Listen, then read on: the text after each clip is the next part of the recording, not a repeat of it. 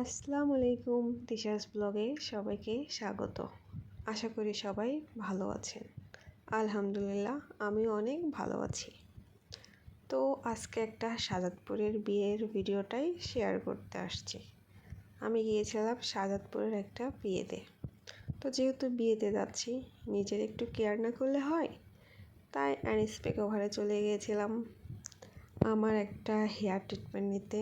আমি hair keratin ট্রিটমেন্টটা নিয়েছিলাম। দেখতে পাচ্ছেন কত সুন্দর রেজাল্ট এসেছে, মাশাআল্লাহ বলতে একদমই ভুলবেন না। সাথে একটা ফেসিয়ালও নিয়েছিলাম আমি, যেহেতু মেকআপ করব, ফেসিয়াল না করলে স্কিনটা ভালো হবে না। তো মেকআপ করে পরের দিন সকালে তাড়াহুড়ো করে আমরা পাবনা থেকে শাহাদাতপুরের উদ্দেশ্যে রওনা হয়ে যাই, কারণ বরযাত্রীতে অ্যাটেন্ড করতে হবে। তো পৌঁছানোর সঙ্গে আঙ্কেলের ওই বাসায় যে আমরা নাস্তা করে নেই, করেই সোজা বরযাত্রীতে বের হয়ে যাই। তো ইতিমধ্যে আমরা বরযাত্রীতে বের হয়েছিলাম। তারপরেই বোনের বাসার কাছেই এসে বর হেলিকপ্টার থেকে নামলো। তো আমরাও আমাদের গাড়িটা ওখানে নিয়ে রাখলাম কিছুক্ষণ দেখার জন্য। যেহেতু এটা গ্রামের প্রোগ্রাম, বেশ হয়ে ব্যাপার চলছিল। তারপরে ওই যে আকাশি কালারের শার্ট পরাটাই আমার আব্বু ছিল। তারপরে বরকে হেলিকপ্টার থেকে নামিয়ে মাইকোতে তোলা হলো।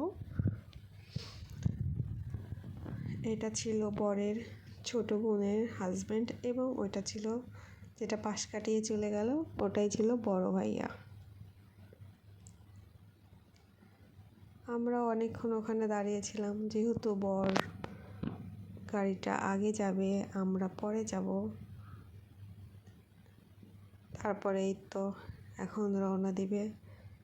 এর মধ্যে আব্বুর ফ্রেন্ডের সাথে দেখা হয়ে গেল, তারা মোলাকাত করলো।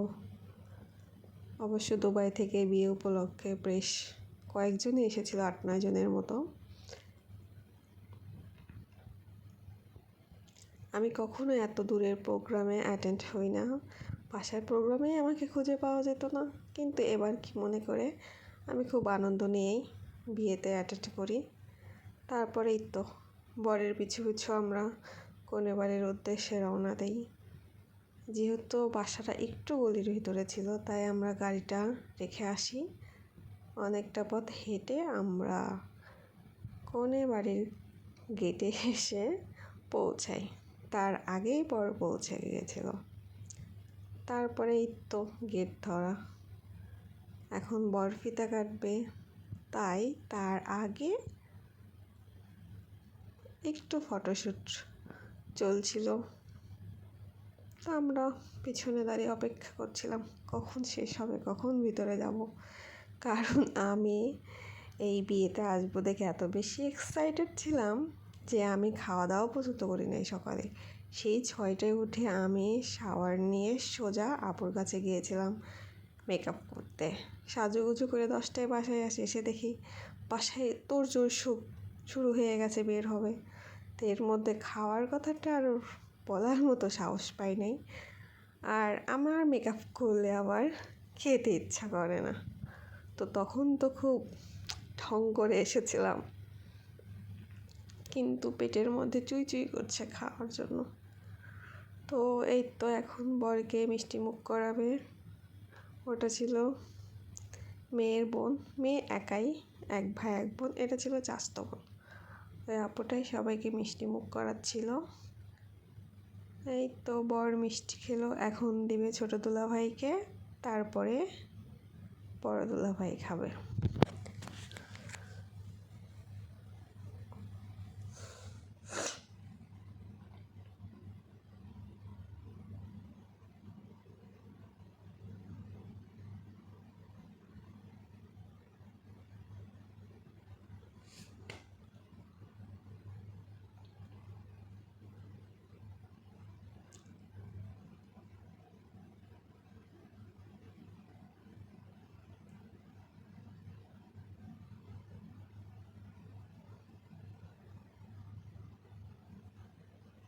তারপরেই তো ছোটো দুলাভাই সবাইকে আবার পিছনে মিষ্টি দিয়ে দিল। খাওয়ার জন্য। তারপরে এই তো ফিতা কাটা শেষ, তারপরে সোজা চলে গেছিলাম খাওয়ার উদ্দেশ্যে। খাওয়া দাওয়া শেষ করে দেখি এদিকে বউ নিয়ে চলে যাচ্ছে। ওই যে ওটা ছিল কোণে, তারপরে পিছনে যে গোলাপি শাড়ি পরে ওটা ছিল বড় আপু, মানে পরের বড় বোন। এখন গাড়িতে প্রথমে বড় আপু উঠবে।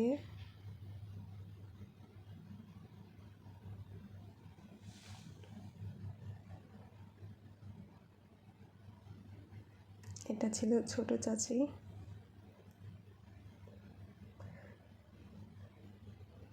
বউয়ের বোন ভাই খুব কান্না করছিল, তাকিয়ে তাকিয়ে আমি দেখছিলাম। এই তো বউ নিয়ে চলে আসি। আমার ভিডিওটা যদি সবার ভালো লাগে অবশ্যই লাইক, কমেন্ট এবং সাবস্ক্রাইব করে একটু পাশে থাকবেন। আমার শখ করে এই ভিডিওটা দেওয়া। আর এই তো সবাই ভালো থাকবেন, সুস্থ থাকবেন, আর বড় বউকে দেখে অবশ্যই মাশাআল্লাহ বলতে ভুলবেন না। আল্লাহ হাফিজ।